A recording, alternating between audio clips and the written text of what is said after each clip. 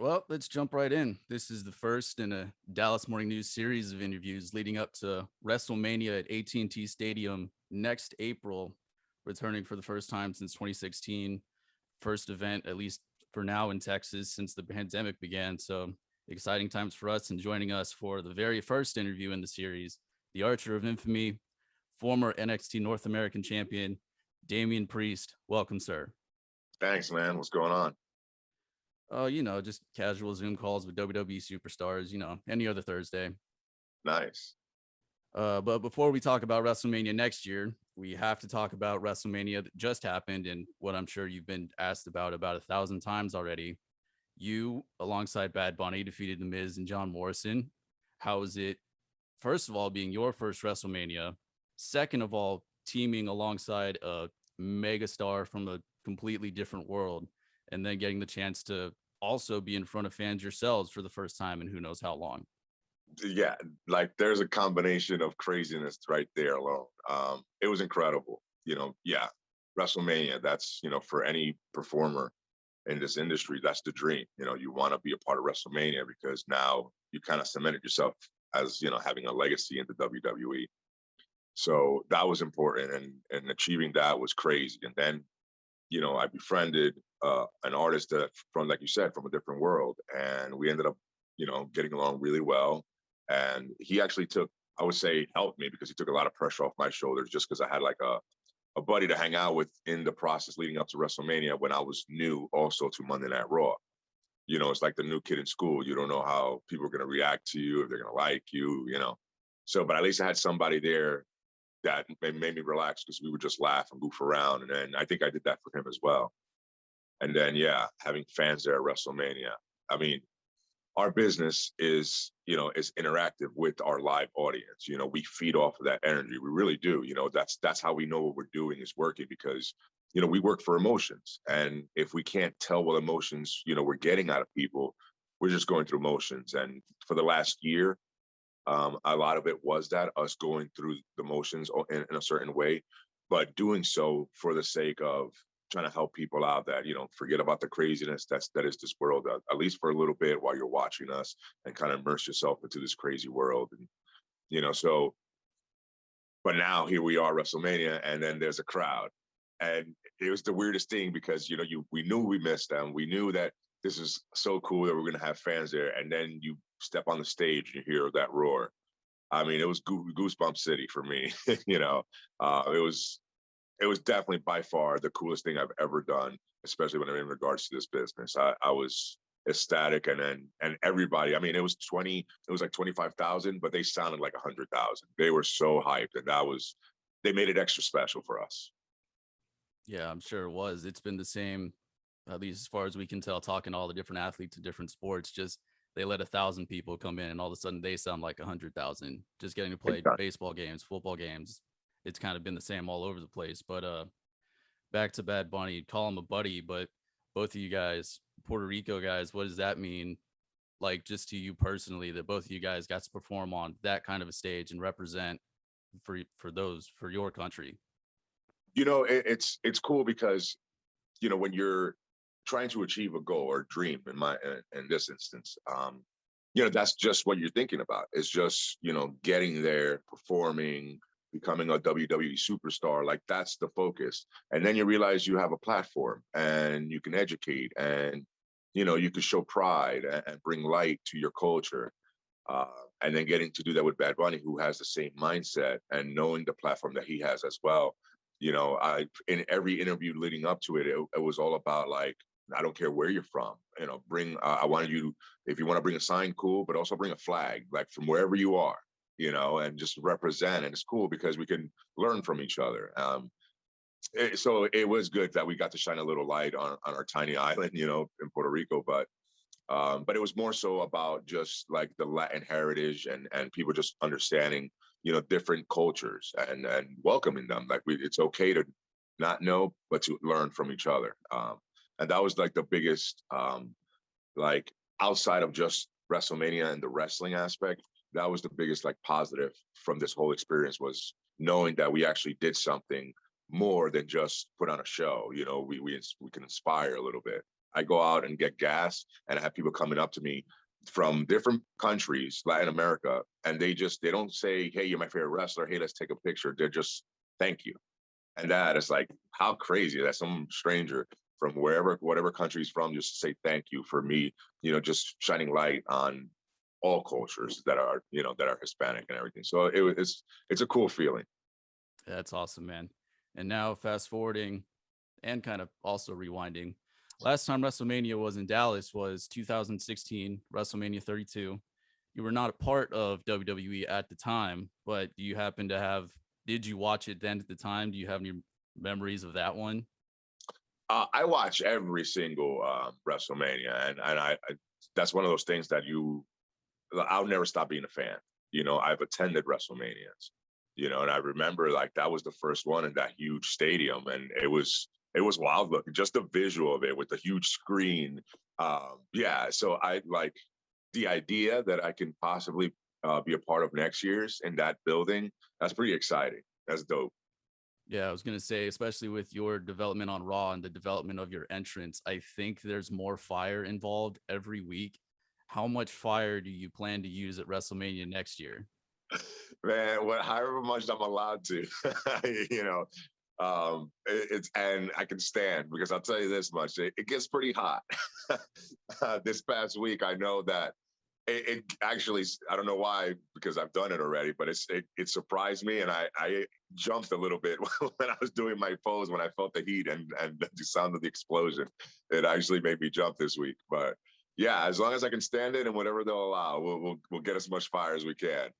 Yeah, I remember just seeing shows at American Airlines Center, just being in like the first, like not even on the floor, but being in like the first bowl and being like 20 rows up. And then it's like an Undertaker entrance, and you can feel that fire from 100 yards away. And it's just like, yeah, I'm kind of glad I'm not on that stage. Yeah, it gets rough, but yeah, it's exactly the feeling. And I also remember the first time I saw you wrestle in person, it was a NXT Roadshow 2019, I think. And you come out 6'5", dude in a mesh shirt. I'm like, who is this dude? And then you come out, and you being you have a really good match, and then you get on TV and you get on a roll. And 2019, get on TV. 2020, start rolling through the roster, win it. NXT North American Championship, 2021 Royal Rumble, Raw, WrestleMania, and then coming out this Sunday, you already have your own WWE Network special, the Damien Priest WWE Chronicle episode. What does especially for someone who started their career wrestling so late, what does it mean just to have this ascension in just a relatively short window? Man, I wake up every day and I'm like, is this happening? Like, is this for real? Because it's been a wild ride, and man, it's all positives. Like it's like a crazy roller coaster of a ball of positive emotions every day because I'm really happy and fortunate to be where I am, and I'm trying to enjoy every second of it. And like you said, starting from just starting with the live events, and then just that whole process. It's funny because you say it happened quickly here. It feels like I've been here for a long time just because of the amount of knowledge that I've picked up and the people's brains that I've gotten to pick and the relationships that I've made with these legends and the everyday talent and crew and everybody. So it's almost like I've been here for years, but yeah, I've only been here a short amount of time. So it is kind of cool to look and say, wow, that's crazy to think that I actually accomplished this stuff in this little window. But then there's also the other side. It was like, man, there's so much that I haven't accomplished that I want to, which is neat because it's one of those things like WrestleMania was so special, but the days don't stop. So now what?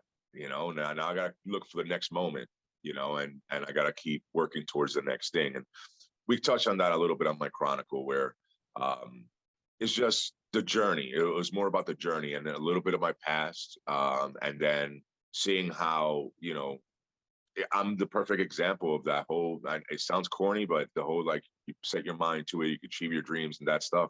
Like, I am not supposed to be where I am, like I've said that a few times. And because I wasted so many years and I was coasting and I didn't work for my dream. But now I'm on the other side. And I just hope that some of it can inspire somebody, some of my story. I know people will laugh.